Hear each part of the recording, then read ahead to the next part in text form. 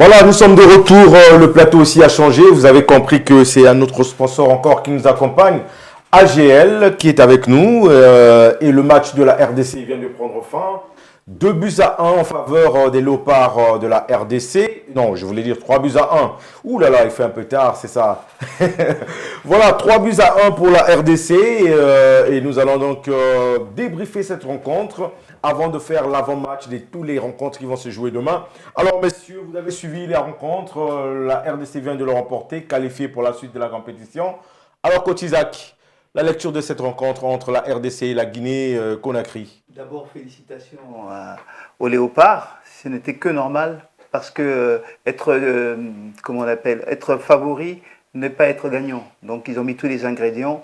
Je déplore juste cette première mi-temps où, au début de la première période, la RDC a joué très très bas et a donné l'opportunité d'avoir 2-3 situations de l'équipe adverse.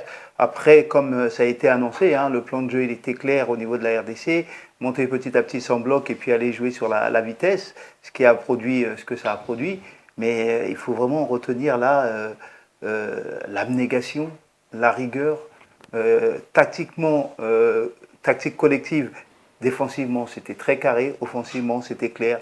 Il fallait travailler sur les individualités. Meshak, Bogunda et comment il s'appelle et Wissa, qui avait la mission de faire la percussion balle au pied pour faire monter le bloc. Ça a été très bien fait. Et puis après, bon, je ne vais pas rentrer dans le match, mais la détermination a été montrée surtout sur celui qu'on appelle le capitaine, qui a montré la voie en faisant une faute grossière, c'est faute de débutant. Oui. Normalement, il devait accompagner simplement l'attaquant. Il n'est pas resté fustigé sur cette situation-là. Il s'est requinqué, remonté, il a remonté la troupe et c'est lui qui donne le chemin de la victoire. Et puis après, on savait bien que cette équipe de RDC était physiquement supérieure à l'école académique qui a produit du très bon jeu par moment. Donc le physique a vraiment fait la différence et puis l'investissement et la volonté de gagner étaient plus du côté de la RDC. Alors Marvin, qu'est-ce que tu penses de cette victoire de la RDC qui se qualifie pour la suite de la compétition? Ça a été un peu compliqué au début, mené, mais comme a dit le coach, Mbemba a ramené tout le monde sur le droit chemin avec ce but. Et à la fin, donc, ça fait 3 buts à 1 pour la RDC. Mission accomplie. Belle victoire de la RDC sur fond d'abnégation, comme l'a dit le coach, parce que c'est pas toujours évident lorsque vous êtes mené avec toute la pression, avec toutes les attentes qu'il y avait relatives à ce match, de quand même revenir. Ça prouve que ce sont des joueurs qui s'étaient préparés à toute éventualité au cours de ce match. Et voilà, je crois que ça a payé. Ils ont beaucoup travaillé dans ce sens. Et après, la RDC avait les arguments nécessaires de faire parler la poudre. C'est quelque chose qui est arrivé peut-être pour la première fois au cours de cette compétition. Oui, c'est d'ailleurs leur première victoire. Dans le temps normal du leur match. Première victoire sur les 90 minutes depuis le début de cette compétition. Donc moi, j'ai plutôt vu une équipe de la RDC qui était vraiment déterminée, très engagée, avec le soutien qu'il y a eu des supporters du côté des gradins. Je crois que ça a quand même aussi créé une certaine fusion, une certaine transcendance de la part des joueurs de la RDC qui nous ont offert un beau spectacle. Et j'ai vu une équipe de la RDC aussi qui a été vraiment très cohérente, contrairement à sa prestation lors des précédents matchs. Donc ça montre que c'est une équipe qui s'améliore au fur et à mesure qu'elle évolue et je crois qu'elle devient de plus en plus dangereuse. Et en face, on a quand même vu cette équipe guinéenne qui a pêché un peu, surtout dans les derniers gestes. Et c'est aussi un manque d'expérience à cette étape de la compétition. Oui. Donc la RDC, je crois que c'est un nom qui a pesé aussi. C'est pourquoi nous avons vu ces joueurs de la RDC vraiment, comme je l'ai dit tantôt, se donner le meilleur d'eux-mêmes. Et en face, cette équipe guinéenne, malheureusement, n'a pas pu contenir les assauts de la RDC qui a, à mon avis, en tout cas, dominé son adversaire et au finish, mérité cette victoire. Mais c'est aussi, je dirais, la victoire du coach qui a fait un travail remarquable, qui a vraiment étudié les plans de jeu de son adversaire. C'est pourquoi je pense que l'adversaire, malgré les petits avantages qu'il avait, a été vraiment muselé sur l'ensemble des 90 minutes. Alors Achille Zekutoto, la chicotte de la RDC est sortie ce soir. Et face à cette équipe, en tout cas cette jeune équipe, je trouve, c'est une équipe qui a vraiment de l'avenir, cette équipe guinéenne. Il faudra compter sur eux dans l'avenir, je suis sûr et certain, parce que le jeu qu'ils produisent, c'est complètement un jeu d'avenir. Alors que Tout à fait.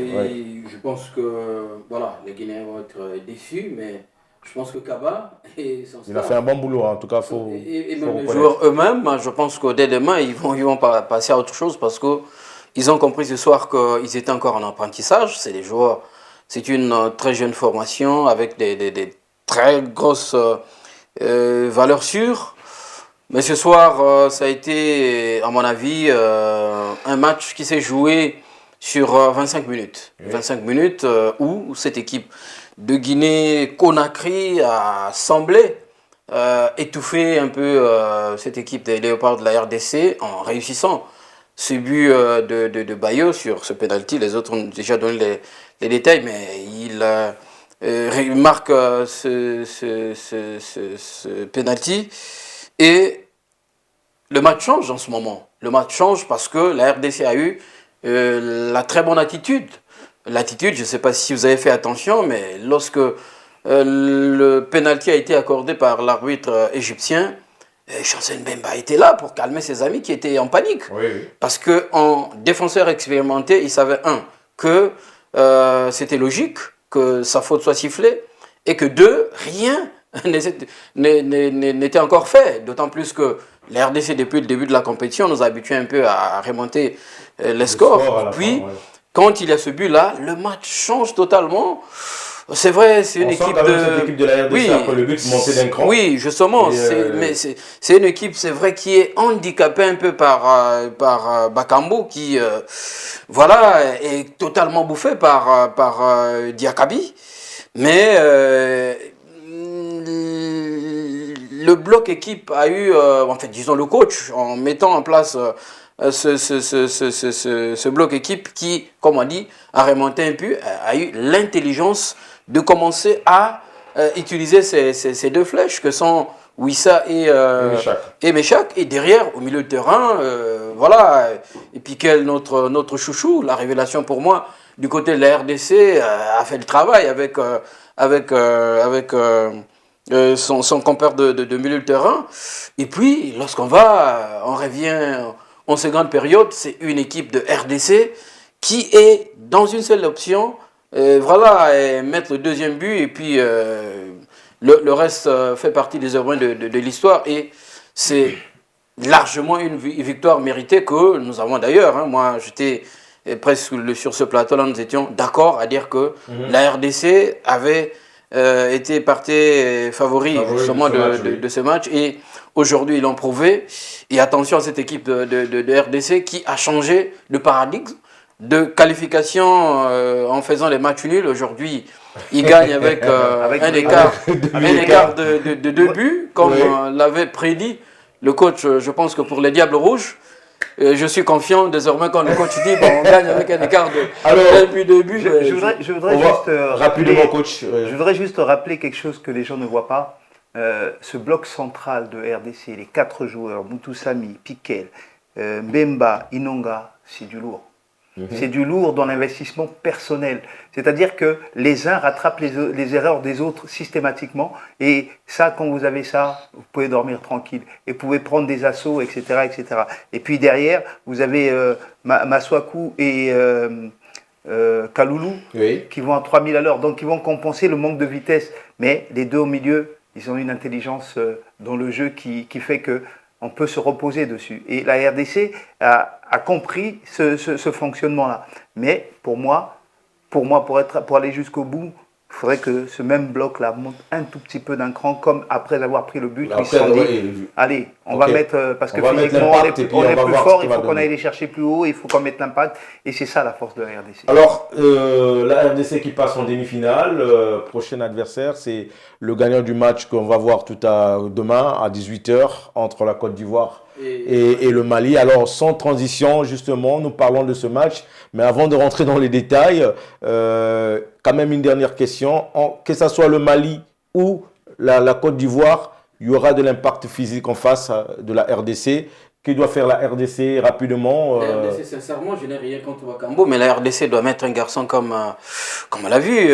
Vous avez vu l'entrée de Simon Banza en 2 minutes. Très sincèrement, en 2 minutes, c'est le défenseur. Lorsque je vois justement le gabarit des défenseurs ivoiriens ou maliens, sérieusement, c'est un garçon comme Banza qui peut faire bouger justement cette défense pour faire de sorte que ceux qui sont dans les côtés, Méchac et oui, ça puisse arriver à être dangereux. Que doit faire la RDC? Que ce soit la Côte d'Ivoire ou bien le Mali en face, c'est du lourd, c'est des grands gabarits, surtout il y aura l'impact physique. Ça, on le sait déjà. Oui, bien sûr que l'impact physique sera au rendez-vous.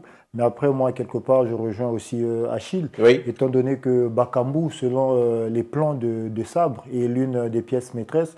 Mais je crois que par rapport à ses prestations antérieures, à mon avis, c'est quelqu'un qui ne devrait vraiment pas commencer ce match. Parce qu'il n'a vraiment pas le punch. Athlétiquement, il n'est pas trop au point.